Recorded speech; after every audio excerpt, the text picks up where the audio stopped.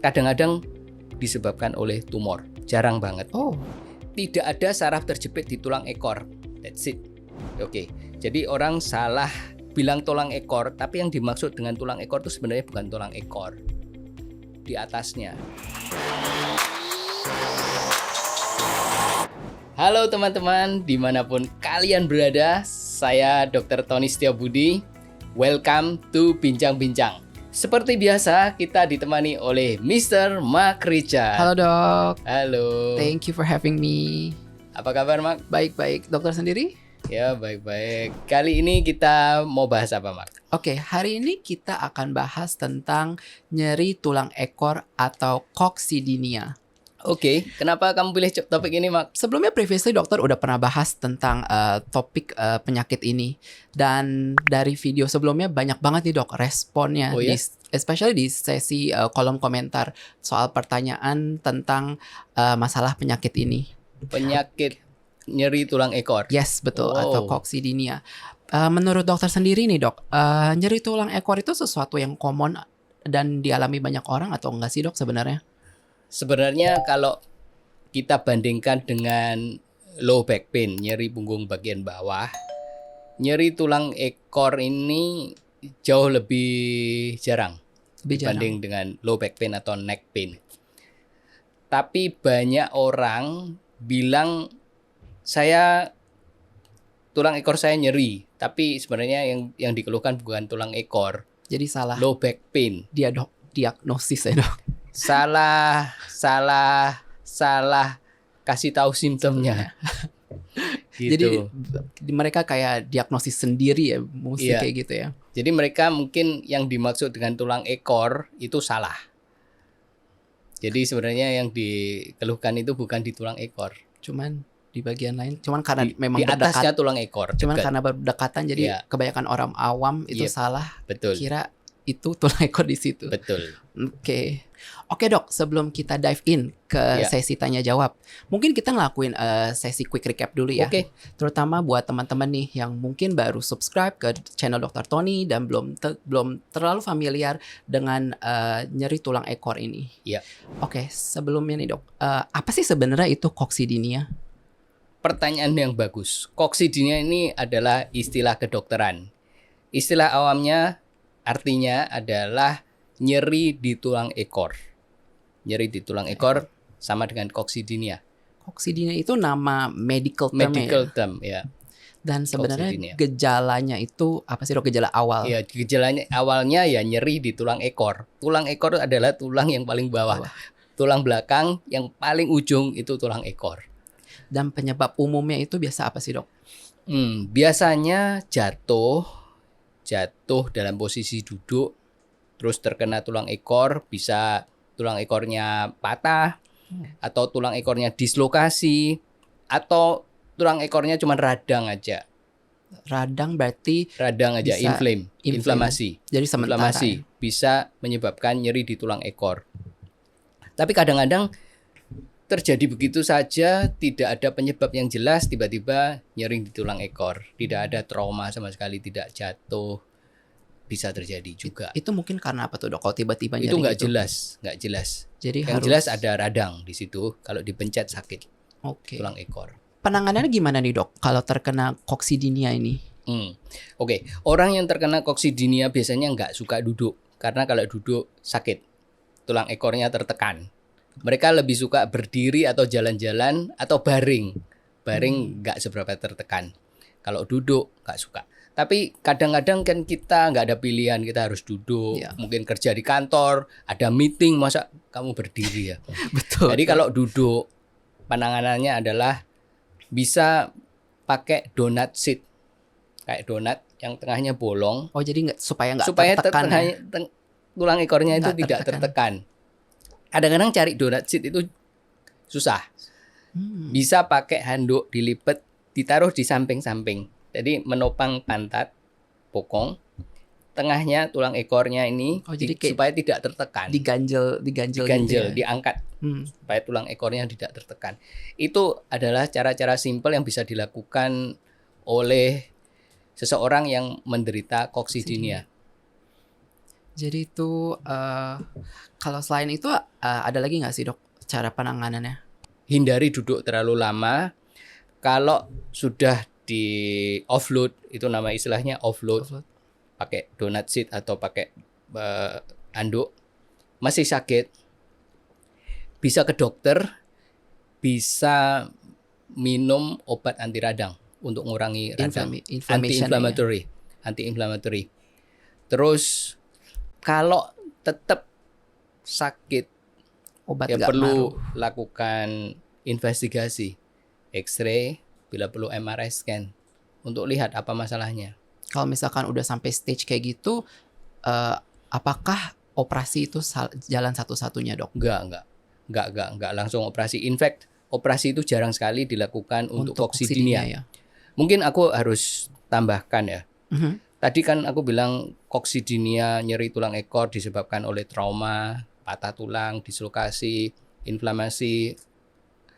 Tapi kadang-kadang disebabkan oleh tumor. Jarang banget bisa disebabkan oleh tumor. Makanya kalau sakit di tulang ekor sudah berkepanjangan, tidak membaik, sudah ditangani dengan obat anti radang tidak membaik, perlu diinvestigasi.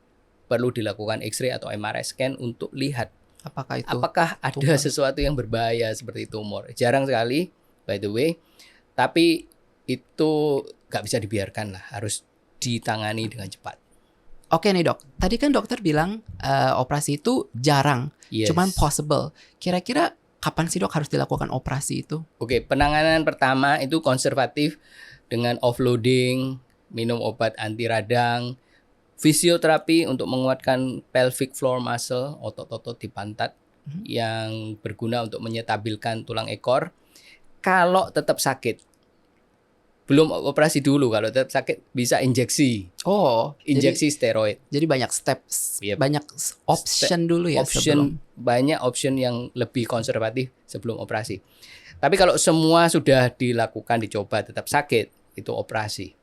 Operasinya untuk ngambil tulang ekor itu tadi, remove, coccygectomy. Kalau diambil berarti jadi kita nggak punya tulang ekor dok? Tidak punya tulang ekor. Oh. Tulang ekor di manusia itu sebenarnya fungsinya sangat sedikit. Kalau pada binatang, misalnya anjing, kucing, monyet, tulang ekor itu berguna untuk menyeimbangkan. Tapi manusia tidak perlu tulang ekor. Jadi tidak ada yang keluar, tidak ada ekornya, cuman ada tulang ekor. Bagaimana kalau diambil, sebenarnya nggak ada masalah. Bagaimana kalau misalkan yang katanya kalau jatuh tulang ekor patah, terus matanya bisa buta, itu benar nggak sih dok kalau kayak gitu? Wah, itu pertanyaan yang bagus, Mak. Itu mitos. Tidak ada saraf di tulang ekor yang nyambung ke mata. Jadi kalau jatuh di tulang ekor, patah tulang, dislokasi, tidak akan menyebabkan kebutaan. Jadi itu mitos. Oke. Lucky you bring it up. That is very good. Karena dari kecil aku juga banyak yang bilang aku juga dulu kan? dengar seperti itu. Kalau jatuh tulang ekor patah buta. Ya. Jadi itu nggak ada hubungannya. Nggak ada hubungan sama sekali ya dok. Yes, garanti tidak ada hubungannya. Oke nih dok, sekarang kita akan move on ke sesi tanya jawab. Dan pertanyaan-pertanyaan ini saya dapatkan dari video sebelumnya. Oke, silakan. Yang pertama, saya nggak pernah jatuh, tapi tulang ekor sering nyeri. Kenapa ya bisa begitu dok? Ya, itu tadi sudah saya sebutkan. Kadang tidak ada trauma, nggak pernah jatuh, tulang ekor bisa radang dan nyeri. Penyebabnya kita nggak tahu, tapi bisa terjadi. Jadi harus cek ke dokter terlebih dahulu untuk mendapatkan diagnosanya. Terutama yang tidak jatuh nyeri. Secara itu tiba-tiba lebih baik cautious ya. Misalnya tumor itu nggak jatuh, karena muncul tiba-tiba. Ya. Apalagi kalau ada benjolan di situ dan sakit, lebih baik harus periksa diwaspadai. ke dokter. Waspadai. Saya pernah jatuh dan baru tahu kalau tulang ekor saya sempat patah. Setelah fisioterapi 2 kali sempat membaik, tapi sekarang nyerinya kambuh lagi, terutama waktu duduk. Apa perlu fisioterapi lagi dok? Ya. Kalau membaik ya bisa fisioterapi lagi. Fisioterapi itu berguna untuk menguatkan otot-otot penyangga tulang ekor supaya tulang ekornya lebih stabil. Jadi fisioterapi itu sangat membantu untuk Yap. penyembuhan. Sangat membantu. Kenapa setiap haid tulang ekor saya nyeri? Padahal nggak pernah jatuh, saat baring atau duduk juga terasa salah posisi. Solusinya gimana, dok? Yep. Oke. Orang haid ini menurut observasi saya biasanya jadi hypersensitif. Keluhan utama nyeri punggung, tapi juga bisa tulang ekornya jadi sensitif, painful, nyeri. Bisa juga di bagian tubuh yang lain. Jadi kalau emang lagi datang bulan gitu memang lebih sensitif ya, dok? Lebih sensitif. Tubuh kayak Betul. kram juga bisa kan ya Iya. biasanya. Bukan hanya secara psikologi lebih sensitif, tapi Tubuhnya juga jadi lebih sensitif. rentan ya. Oke. Dok, saya nyeri di tulang ekor setiap habis naik motor lama. Kalau aktivitas biasa sih nggak terasa. Kira-kira kenapa ya, dok? Ya, kalau naik motor itu kan tulang ekornya tertekan. Tertekan, naik motor lama, tertekan lebih lama. Kalau bermasalah, tulang ekornya jadi radang, nyeri. Ya, karena tertekan. Dan itu bukan untuk motor, dan itu juga kayaknya untuk yang suka sepeda juga ya, dok? Sepeda Kayaknya. juga, sepeda, motor, vibration, tekanan, itu semua combination bisa menyebabkan radang di tulang ekor. Jadi itu masalahnya itu karena tekanan ya, dok? Tekanan, betul. Dan itu caranya gimana, dok? Tekanannya itu Tekan. lebih gede daripada duduk di kursi. Bener nggak? Karena Saddle itu very pointed, itu menekan dan tidak ada penopang pantat. Penopangnya sangat minimal. Kalau kursi kan pantatnya ditopang. Kalau naik sepeda itu tidak, topangnya itu minim sekali. Jadi naik motor juga. iya. Jadi kalau orang terkena koksidinia biasanya mereka nggak nyaman naik sepeda, naik motor nggak nyaman. Jadi solusinya memang harus dikurangin untuk kayak naik sepeda atau motor gitu ya, dok. Dan naik mobil dan kalau misalkan kayak atau MRT, kompres gitu juga bisa nggak sih, dok? bisa biasanya? bisa kompres es atau kompres Air hangat ya. Iya, Jadi bisa itu coba lah. Kalau kompres itu juga lumayan membantu ya, dok. Betul. Dok, saya lagi hamil muda dan sering sakit tulang ekor. Itu kenapa ya, dok? Dan cara mengatasinya gimana? Apakah ada hubungannya dengan kehamilan? Menurutku nggak ada. Tapi hamil, aku nggak tahu ya. Mungkin hamil juga membuat the body become hypersensitive. Sensitif. Apalagi kalau perutnya udah gede, tekanannya juga lebih gede juga. Jadi Maybe, I just hypothesize. Kemungkinan ya. Kemungkinan. Tapi belum tentu 100%. Belum tentu. Betul. Oke. Tulang ekor saya bengkok dan ada pengapuran. Solusinya gimana ya, dok? Jarang sekali menemukannya. Rare case ya? Rare lah, pengapuran. Biasanya patah tulang, terus patah tulangnya nggak nyambung dengan benar, terus terjadi kalsifikasi seperti pengapuran. Sebenarnya patah tulang kalau nggak nyambung dengan benar pada tulang ekor itu pun masalahnya juga very minimal. Nggak serius. Nggak serius. Kadang-kadang nggak sembuh dan tidak mengganggu sama sekali. Saya pernah jatuh dan terkena di tulang ekor. Dan sampai sekarang jalan saya belum normal. Apa bisa dioperasi supaya kembali normal, dok? Belum tentu tulang ekor penyebabnya. Kalau tulang ekor biasanya jalan nggak ada masalah. Tapi mungkin ada masalah lain di tulang belakang, masalah saraf terjepit yang menjalar ke kaki. Nah, itu mungkin bisa menyebabkan sakit di kaki sehingga jalannya tidak normal. Kalau tulang ekor sendiri, sebenarnya kalau jalan biasanya lebih baik. Jadi sebenarnya nggak ada. Mungkin bukan tulang ekor penyebabnya. Jadi harus better double check ya, dok. Ya.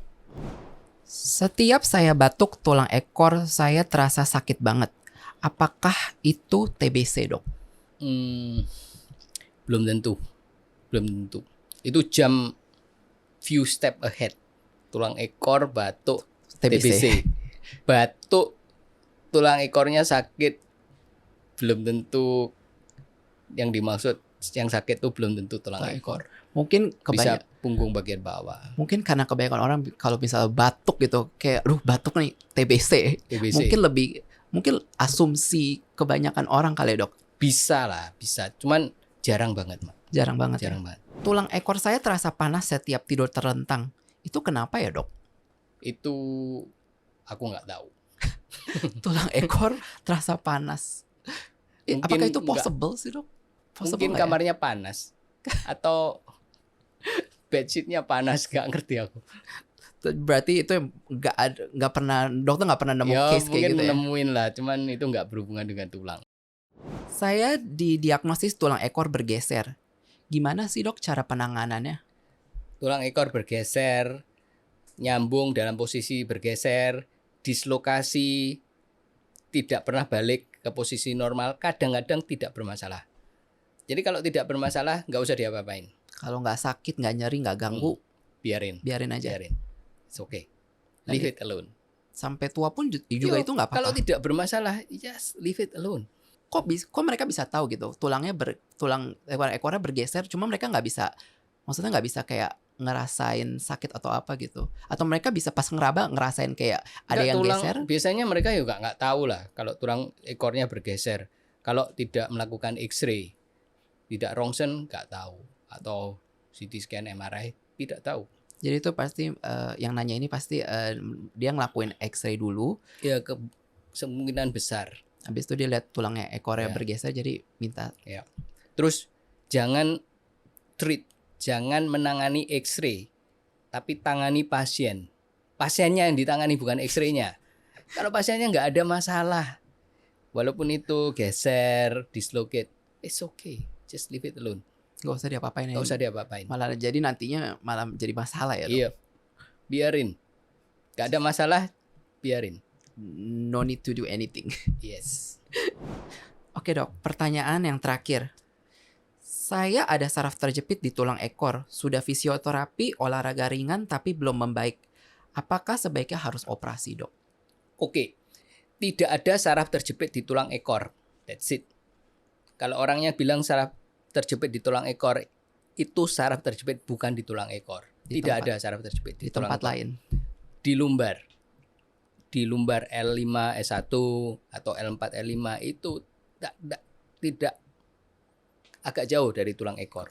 Berarti ini Tulang ekor tidak ada sarafnya. Maksudnya tidak ada saraf yang bisa terjepit di situ. Berarti ini balik lagi kayak statement dokter yang tadi ya. Orang kadang suka salah mendiagnosis ya. Oke, jadi orang salah bilang tulang ekor, tapi yang dimaksud dengan tulang ekor itu sebenarnya bukan tulang ekor. Di atasnya. Di atas ya tulang ekor. Ya, orang rancu yang bagian punggung bagian bawah itu dianggap tulang ekor. Tulang ekor itu kecil banget. Kira-kira cuma segini, Mak. Sekelingking aja ya dok? Kelingking di bagian bawah. Kamu bisa raba, itu bisa diraba tulang ekor. Kalau kurus, kalau gemuk mungkin agak susah. Tapi itu di ujung banget. Di ujung banget. Makanya kalau Dekat dengan dubur. kalau dioperasi itu makanya kalau misalkan diangkat gitu nggak jadi masalah yang tadi dokter bilang ya. Nggak masalah. Kalau memang perlu dioperasi, it's okay.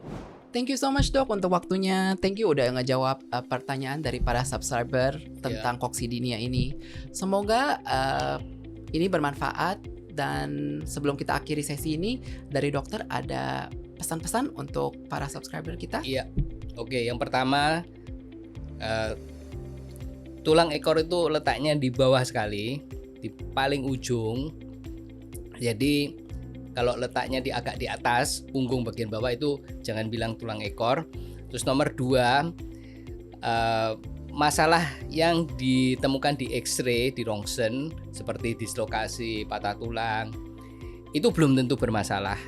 Jadi kalau tidak ada keluhan sama sekali, itu sebenarnya nggak perlu diapa-apain. Tapi kalau ada keluhan, kita harus menangani step by step. Dari yang paling konservatif ke yang invasif. Jadi operasi itu selalu jalan yang terakhir. Begitu, Mak. Oke, thank you so much dok untuk waktunya. Sama-sama. Seperti biasa, kalian yang nonton podcast ini, kalau ada pertanyaan, silahkan tulis di kolom komentar. Dan kita akan akhiri podcast kita sampai di sini. Jangan lupa subscribe, like, dan share. See you again next time. Bye-bye.